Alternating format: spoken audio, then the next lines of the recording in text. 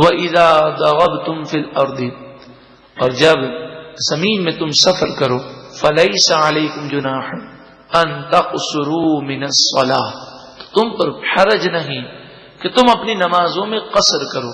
ان خفتم ان یفتنکم الذین کفروا، اگر تمہیں یہ خوف ہو، اندیشہ ہو کہ کافر تمہیں فتنے میں مبتلا کریں گے تو نماز قصر کر لو. ابتدائی اسلام میں جب نماز قصر کا حکم ہوا تو اختیار تھا، قصر کرو یا پوری پڑھو، سفر کے دوران اختیار ہے. اندیشہ ہو کافر کا تو قصر کرو. مگر بعد میں نبی کریم صلی اللہ علیہ وآلہ وسلم نے ہر مسافر پر لازم کر دیا کہ اسے ظہر، عصر اور عشاء میں 4 فرض کی جگہ پر 2 فرض پڑھنا لازمی ہے. جان بوجھ کر زیادہ پڑھے گا تو گناہگار ہوگا.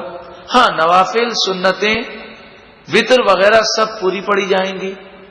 سفر میں نوافل پڑھنا کوئی گناہ نہیں ہے، بالکل جائز ہے، بلکہ حدیث پاک میں موجود ہے نبی کریم صلی اللہ علیہ وسلم سفر کے دوران نوافل کثرت سے پڑھا کرتے تھے. تو یہ جو عوام میں مشہور ہے کہ جی فرض پڑھنے سفر میں اور کچھ بھی نہیں پڑھنا، یہ بات غلط مشہور ہے. سفر میں نوافل، سنتیں، وتر سب پورے پڑھے جائیں گے. صرف ظہر، عصر اور عشاء کے 4 فرض کی جگہ 2 فرض پڑھنے. یہ بھی اس صورت میں جب ہم تنہا پڑھ رہے ہوں یا جس امام کے پیچھے پڑھ رہے ہیں وہ بھی مسافر ہو. اگر جس امام کے پیچھے نماز پڑھے وہ مقیم ہے تو پھر ہمیں پوری پڑھنی ہوں گی. سفر کی مقدار 92 کلومیٹر ہو، 57.5 میل، 92 کلومیٹر یا اس سے زائد ہو تو وہ شرعی مسافر ہے، اس پر قصر کرنا لازمی ہے. وہ کراچی سے نکلا حیدرآباد کی نیت سے اور کراچی کی آبادی سے باہر ہو گیا. اب اس کی نیت حیدرآباد جانے کی ہے. حیدرآباد کا سفر 92 کلومیٹر سے زائد ہے، تو شہر سے نکلتے ہی، آبادی سے نکلتے ہی اب وہ مسافر بن گیا. اگر اس دوران اسے نماز پڑھنی ہے ظہر کی اور ابھی اس نے 10 کلومیٹر سفر کیا ہے لیکن نیت کہاں جانے کی ہے؟ حیدرآباد. نیت ہے 92 کلومیٹر سے زائد جانے کی، تو شہر سے باہر ہونے کے بعد، آبادی سے دور ہونے کے بعد اسے قصر پڑھنی ہے. پوری پڑھے گا تو گناہگار ہوگا. ہاں، غلطی ہو جائے اور غلطی میں وہ 4 رکعتیں پڑھ لے تو پھر یہ دیکھا جائے گا کہ پہلی 2 رکعتوں کے بعد اس نے قاعدہ کیا یا نہیں کیا. اگر قاعدہ کیا یعنی پہلی 2 رکعتوں کے بعد التحیات کو پڑھا ہے تو نماز ہو جائے گی. اور اگر بھول گیا، بالفرض کبھی کبھی ایسا ہوتا ہے 4 رکعتوں میں انسان دوسری رکعت پہ بیٹھتا نہیں ہے، تو دوسری رکعت پر نہ بیٹھے تو شرعی مسئلہ یہ ہے کہ سجدہ سہو کر کے نماز ادا ہو جاتی ہے. لیکن مسافر غلطی میں 4 رکعتیں پڑھ لے ظہر کی اور دوسری رکعت پر بیٹھنا بھول جائے تو سجدہ سہو سے نماز نہیں ہوگی، اسے نماز دوبارہ پڑھنی ہوگی اور 2 رکعت پڑھنی ہوگی، اور وہ جو پڑھا وہ نفل ہو گئے. ان الکافرین کانوا لکم عدوا مبینا، بے شک کافر تمہارے کھلے دشمن ہیں. وَإِذَا كُنْتَ فِيهِمْ، اور جب محبوب آپ صحابہ کرام میں ہوں، فَأَقَمْتَ لَهُمُ الصَّلَاةَ، پھر آپ صحابہ کرام کو نماز پڑھائیں اور کافر کے حملے کا خوف ہو، فَلْتَقُمْ طَائِفَةٌ مِّنْهُمْ مَعَكَ، بس چاہیے کہ صحابہ کرام میں سے ایک گروہ آپ کے ساتھ رہے، وہ نماز میں آپ کے ساتھ ہو. وَلْيَأْخُذُوا أَسْلِحَتَهُمْ، اور اپنا اسلحہ وہ سنبھال کے رکھے. یعنی پھر کیا ہو کہ جب دشمن کے حملے کا خوف اور صحابہ کرام حضور کے پیچھے نماز پڑھنا چاہتے ہیں تو پھر اس کا طریقہ یہ ہوگا کہ صحابہ کرام کی جماعت کو 2 حصوں میں تقسیم کیا جائے. ایک گروہ کافروں کے سامنے کھڑا رہے اور دیکھتا رہے کہ کہیں کافر حملہ تو نہیں کرتے، اور دوسرا گروہ حضور کے پیچھے نماز پڑھے.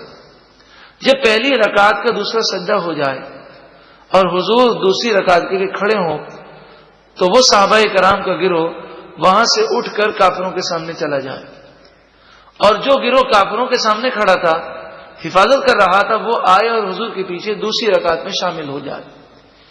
پھر جب حضور سلام پھیریں تو صحابہ کرام کا گروہ دوبارہ دشمنوں کے سامنے چلا جائے اور پہلا گروہ 1 رکعت اپنی مکمل کر لے. جب وہ مکمل کر لے تو دوسرا گروہ بھی اپنی 1 رکعت مکمل کر لے. ان کا آنا جانا، قبلے سے رخ پھیرنا، دشمن کے سامنے کھڑا ہو جانا، ان تمام صورتوں میں ان کی نماز نہیں ٹوٹتی. یہ سب نماز کے اندر ہے. اسے نماز خوف کہتے ہیں. آج بھی اگر لشکر کے امیر کو یہ خوف ہو کہ سب نماز پڑھیں گے تو کافر یک بار بھی شاید حملہ کر دیں، تو اس وقت یہ حکم ہے کہ لوگوں کو 2 حصوں میں تقسیم کیا جائے اور ہر حصے کا امام الگ الگ ہو. اور اگر سب ایک ہی امام کے پیچھے نماز پڑھنے پر بضد ہوں تو پھر یہ طریقہ ہوگا جو ابھی طریقہ بیان ہوا کہ ایک گروہ 1 رکعت پڑھے گا اور پھر اس کے بعد وہ دشمن کے سامنے چلا جائے گا، دوسرا گروہ دوسری رکعت پڑھے گا. یہ اس صورت میں ہے جبکہ 2 رکعتیں ہوں. اگر امام مغرب کی 3 رکعتیں پڑھا رہا ہے یا عشاء کے 4 فرض پڑھ رہا ہے اور وہ مسافر نہیں ہے، مقیم ہے، تو عشاء کے 4 فرض پڑھے گا، تو اس کا مسئلہ اور ہے. یہاں پر نماز خوف کا وہ طریقہ بیان کیا گیا جس میں 2 رکعتیں ہوں. ارشاد فرمایا فَإِذَا سَجَدُوا، پھر جب وہ پہلی رکعت کا دوسرا سجدہ کر لیں، فَلْيَكُونُوا مِن وَرَائِكُمْ، تو ان مسلمانوں کو چاہیے کہ وہ پیچھے چلے جائیں، نماز کو چھوڑ کر دشمن کے سامنے جائیں. وَلْتَأْتِ طَائِفَةٌ أُخْرَى، اور دوسرا گروہ چاہیے کہ وہ آئے. لم یصلوا، وہ گروہ جس نے ابھی نماز نہیں پڑھی، فلیصلوا معک، تو اسے چاہیے کہ وہ آپ کے ساتھ نماز ادا کرے، دوسری رکعت میں شامل ہو جائے. وَلْيَأْخُذُوا حِذْرَهُمْ وَأَسْلِحَتَهُمْ، اپنی حفاظت اور اپنے اسلحے کا لحاظ کریں. یعنی نماز کے دوران جو اسلحہ پہن سکتے ہیں وہ پہن لیں، زرہ پہن کے رکھیں، لوہے کی ٹوپی پہن کے رکھیں، اور دیگر ہتھیار جو اٹھا نہیں سکتے وہ قریب میں رکھیں کہ اگر نماز کے دوران کافر حملہ کر دیں اور اتنا بڑا حملہ ہو کہ دوسرے مسلمان جو کھڑے ہیں وہ اس حملے کو نہ روک سکیں تو ان پر لازم ہے کہ نماز چھوڑ کر کافروں کا مقابلہ کریں. وَدَّ الَّذِينَ كَفَرُوا، کافروں نے تمنا کی، لَوْ تَغْفُلُونَ عَنْ أَسْلِحَتِكُمْ، کاش تم اپنے اسلحے سے، اپنے ہتھیاروں سے غافل ہو جاؤ، وَأَمْتِعَاتِكُمْ، اور اپنے سامان سے تم غافل ہو جاؤ، فَيَمِيلُونَ عَلَيْكُمْ مَيْلَةً وَاحِدَةً، تو کافر تم پر یک بارگی حملہ کر دیں. ظہر کی نماز حضور نے جماعت سے پڑھائی ایک غزوے کے موقع پر، تو کافروں نے جب یہ دیکھا کہ تمام صحابہ کرام نماز میں ہیں تو انہوں نے یہ فیصلہ کیا. پہلے تو افسوس کیا، بڑا افسوس ہوا، بڑا اچھا موقع ہاتھ سے چلا گیا. پھر ان کے ذہن میں خیال آیا کہ اب یہ عصر کی نماز پڑھیں گے، اور عصر کی نماز تو مسلمانوں کو سب سے پیاری نماز ہے. تو انہوں نے یہ پلاننگ بنائی کہ عصر کی نماز میں تمام مسلمان ایک ساتھ نماز پڑھ رہے ہوں گے، ہم اچانک حملہ کر دیں گے. تو عصر سے پہلے یہ آیت کریمہ نازل ہو گئی، وَلَا جُنَاحَ عَلَيْكُمْ إِن كَانَ بِكُمْ أَذًى مِّن مَطَرٍ. اب جب یہ بات آئی کہ ہتھیار پہن کر نماز پڑھنی ہے تو بعض ایسے صحابہ کرام تھے جو بیمار تھے، تو وہ یہ سوچنے لگے کہ ایک تو نماز پڑھنا بیمار کے لیے مشکل، اور پھر یہ ہتھیار کا بوجھ لے کر نماز پڑھنا ایک بڑا مشکل امر ہے. تو ان کے لیے آسانی فرمائی گئی. ارشاد فرمایا گیا کہ بارش کی وجہ سے، او کنتم مرضى، یا تم بیمار ہو اس کی وجہ سے تمہیں تکلیف ہو، تو تم پر کوئی حرج نہیں، کوئی گناہ نہیں، ان تضعوا اسلحتکم، کہ تم اپنا اسلحہ زمین پر رکھ دو اور اسلحہ پہن کر نماز نہ پڑھو. اسلحہ رکھنے کی تو اجازت ہے، مگر میدان جنگ میں ایسا انتظام کرنا ضروری ہے کہ نماز کے دوران کوئی کافر تیر پھینک کر تمہیں شہید نہ کر دے، کیونکہ صرف تمہیں شہادت کا رتبہ نہیں پانا، کئی کافروں کو جہنم میں پہنچا کر پھر شہادت کا رتبہ پانا ہے. وَخُذُوا حِذْرَكُمْ، اپنی حفاظت کا خیال رکھو، یعنی سینے کو ڈھانپ کر رکھو لوہے سے، لوہے کی ٹوپی پہن کے نماز پڑھو تاکہ کوئی تیر کا وار کرے تو کہیں ایسا نہ ہو نماز کے دوران مسلمان سب کے سب شہید ہو جائیں. ان اللہ اعد للکافرین عذابا مہینا، بے شک اللہ تعالی نے کافروں کے لیے ذلیل کرنے والا عذاب تیار کر رکھا ہے.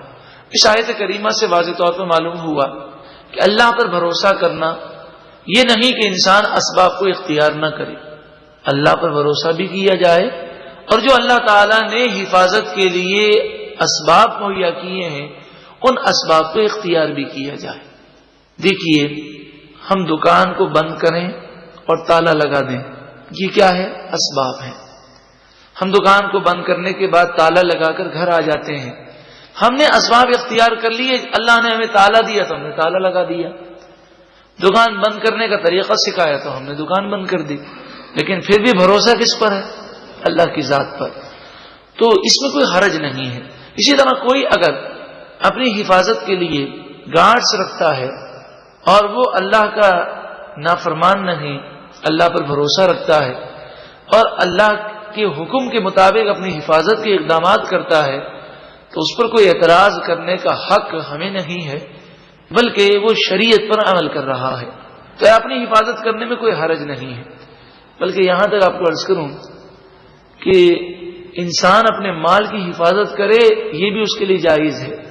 اگر مال کی حفاظت میں وہ مارا جائے، ڈاکو نے اس سے مال مانگا اور اس نے مال نہ دیا اور ڈاکو نے اسے مار دیا، تو ٹھیک ہے، عقل کا تقاضا یہی ہے کہ ڈاکو نے مال مانگا تو وہ مال دے دے، اب کیا کرے۔ لیکن بالفرض مال کے تحفظ میں وہ مر جائے تو لوگ باتیں بناتے ہیں، کیا دنیا کی دولت کے لیے اپنی جان اس نے گنوا دی۔ لیکن اسلام بڑا پیارا مذہب ہے، اسلام نے ہوائی باتیں نہیں کی بلکہ بنیادی باتیں سکھائیں۔ اسلام نے ہمیں یہ سکھایا کہ اگر کوئی مال کا تحفظ کرتے ہوئے مارا جائے تو اسے بھی اللہ شہادت کا رتبہ عطا فرمائے۔ فَإِذَا قَضَيْتُمُ الصَّلَاةَ، پھر جب تم نماز سے فارغ ہو جاؤ، فَاذْكُرُوا اللَّهَ قِيَامًا وَقُعُودًا وَعَلَى جُنُوبِكُمْ، تو اللہ کا ذکر کرو کھڑے ہو کر، بیٹھ کر، کروٹ پر لیٹ کر۔ فَإِذَا اطْمَأْنَنْتُمْ، پھر جب تم اطمینان سے ہو، یہ تو نماز خوف کا طریقہ ہے جس میں مشکلات ہیں، جب تم گھر میں اطمینان سے ہو، فَأَقِيمُوا الصَّلَاةَ، تو نماز قائم کرو جیسا اللہ نے تمہیں سکھایا۔ إِنَّ الصَّلَاةَ كَانَتْ عَلَى الْمُؤْمِنِينَ كِتَابًا مَوْقُوتًا، بے شک نماز مومنوں پر مقررہ وقت میں فرض کی گئی ہے۔ فجر کی نماز فجر کے وقت میں پڑھنی ہے، ظہر کی نماز ظہر کے وقت میں پڑھنی ہے۔ اگر تاخیر کی جائے اور نماز قضا ہو جائے تو اس قضا کو ادا بھی کرنا ہوگا اور تاخیر کی توبہ بھی کرنی ہوگی۔ اللہ تعالی ہمیں نمازوں کی پابندی کی توفیق عطا فرمائے اور تمام نمازیں وقت پر ادا کرنے کی توفیق عطا فرمائے۔ وَلَا تَهِنُوا فِي ابْتِغَاءِ الْقَوْمِ، اے مسلمانوں دشمن کی تلاش میں سستی نہ کرو، دشمن کے تعاقب میں سستی نہ کرو۔ جب غزوہ احد سے نبی کریم صلی اللہ علیہ وآلہ وسلم فارغ ہوئے تو نبی کریم صلی اللہ علیہ وآلہ وسلم نے مسلمانوں کو جنگی حکمت عملی سکھائی۔ اس جنگی حکمت عملی کی تربیت میں سے ایک حصہ یہ تھا کہ مسلمان زخمی تھے، تقریباً تمام مسلمان زخمی ہوئے غزوہ احد میں، 70 مسلمان شہید ہو گئے، دل رنج سے چور چور تھے، بڑی مشکل سے یہ فتح ہوئی۔ اب مسلمان تدفین میں اور تکفین میں لگے ہوئے ہیں، تو نبی کریم صلی اللہ علیہ وآلہ وسلم نے مسلمانوں سے فرمایا چلو جو مسلمان تکفین اور تدفین سے فارغ ہیں اور جو ان کاموں سے الگ بیٹھے ہیں وہ میرے ساتھ چلیں۔ مسلمانوں نے پوچھا کہاں چلنا ہے؟ آپ نے فرمایا دشمن کا جو لشکر گیا ہے اس کے تعاقب میں اس پر حملے کے لیے چلنا ہے۔